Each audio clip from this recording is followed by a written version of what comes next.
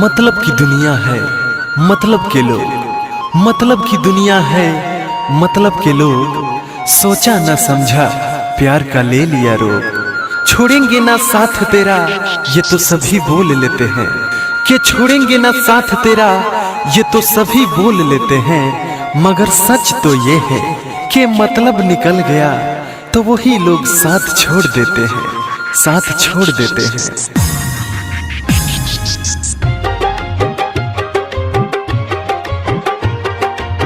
याद तो हर अपना दिल में दबाई के रोइले रोजो रतिया में असुआ बहाई के रोइले रोजो रतिया में असुआ बहाई के गइलू भूल काहे हमके ससुरा जाई के रोइले रोजो रतिया में असुआ बहाई के रोइले रोजो रतिया में असुआ बहाई के।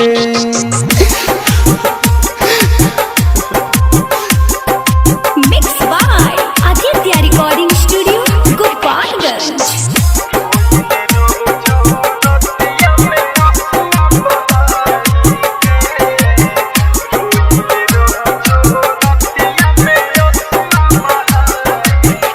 बात याद बोला कि ना बहावे ये जा सुनो। हाँ बात याद बोला कि ना बहावे कहलू जिंदगी बतहरा नावे एहो सनम अब हमके पूछबो न करेलू झूठे कहलू ए गोरिया हमारा कमरेलू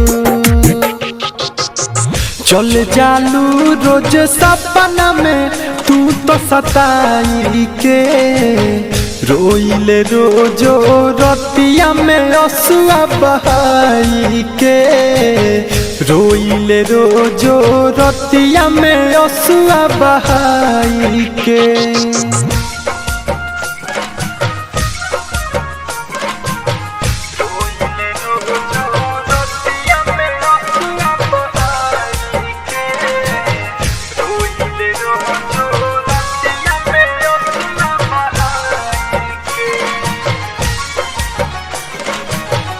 खाली तो हर याद सतावे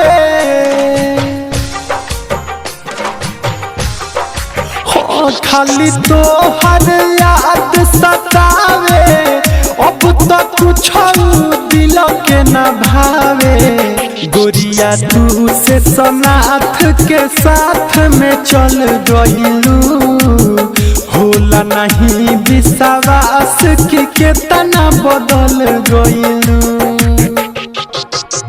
तोहसे कहेला दीपकवा दर्द सुनाई के रोइले रोजो रतिया में लोरावा बहाई के रोइले रोजो रतिया में असुआ बहाई के गइलू भूल काहे हमके ससुरा जाई के रोइले रोजो रतिया में असुआ बहाई के रोइले रोजो रतिया में असुआ बहाई के।